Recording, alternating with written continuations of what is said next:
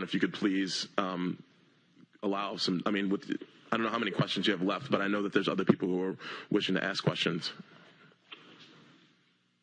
It has to do with the food distribution, and I'm just wondering, as the meeting was taking place, they were shutting down the Food Not Bombs table at the clock tower, and Ms. O'Hara talked about distribution of food, and I'm just people are food distribution. I'm just wondering how that's going to happen, and why would they be shutting down Food Not Bombs if they're feeding people? I'm going to allow Chief Mills to respond to that question. Then I can also respond to that because I've been working on this subject as well. The question of shutting down the Food Not Bombs distribution became a significant issue yesterday evening. There was a group of dozens of people in close proximity to one another sharing cigarettes during the food distribution and et cetera that became very problematic. I personally have asked Food Not Bombs, as well as their leadership, to make sure that they're adhering to social distancing and maybe get a space a little bit larger so people don't have to jam in there. I know that other members of senior leadership have as well, and we were told that that was not going to take place.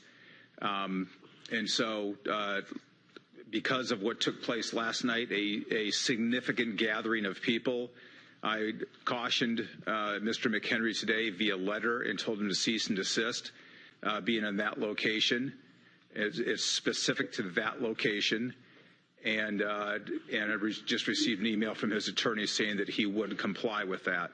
Now we have to work that out and see what that looks like. But again, we're not interested in strict enforcement. We're educating first, engaging second, and enforcing third. But we're at the point where this is a significant health risk, not only to the entire community, but specifically to that population that was there getting food yesterday.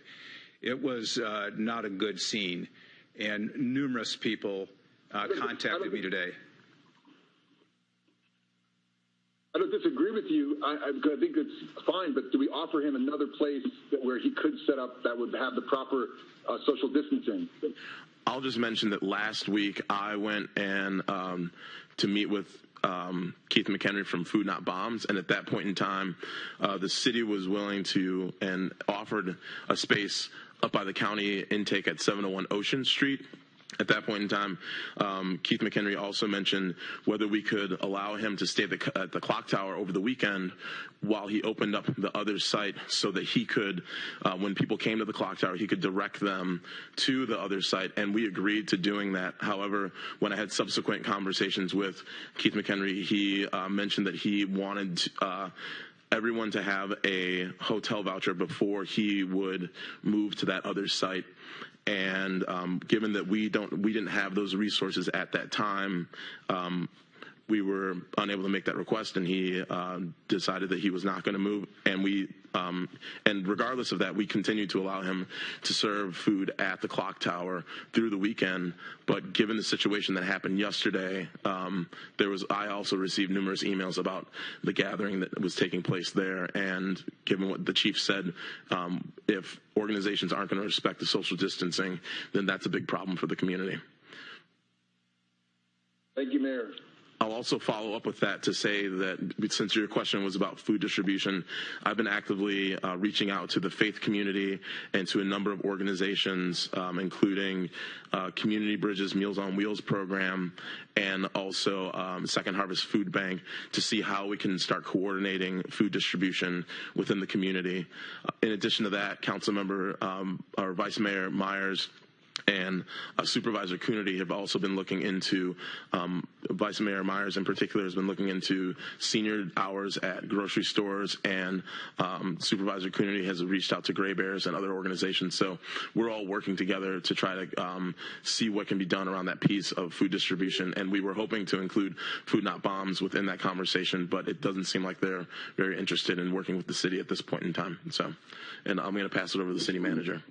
I just want to add and be clear that given Food Not Bombs' lack of follow-through and being able to comply with what we've asked them to, we will now allow them to move forward until we're very certain that they can comply with the social distancing requirements. So we will work with them, but not until we won't approve change until they make it clear that they're going to comply. Okay. I'm going to move on